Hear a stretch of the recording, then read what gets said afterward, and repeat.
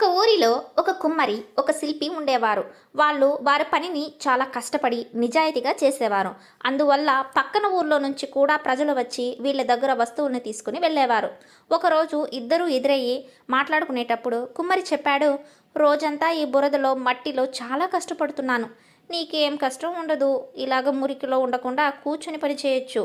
అందుకు శిల్పి చెప్పాడు, నేను శిల్పాలు తయారు చేసేటప్పుడు ఎన్నిసార్లు చేయికి దెబ్బ తగిలిందో తెలుసా? నేను చేసే పని మాత్రమే చాలా కష్టమైనది. ఇలాగే ఇద్దరు గొడవపడి చివరికి పరిష్కారానికి గురువు దగ్గరికి వెళ్ళారు.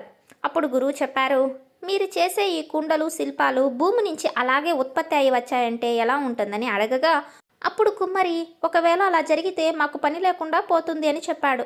గురూజీ చెప్పారు, ఈ ప్రపంచంలో చాలా లోపాలున్నాయి. దాన్ని సరిచేయడానికి మీకు తెలుసు కాబట్టే ప్రజలు మిమ్మల్ని వెతుక్కుంటూ వస్తున్నారు. ఏ ఒక్క పని సులభమైనది కాదు. వారి వారి స్థానంలో నుండి చూస్తేనే ఆ పని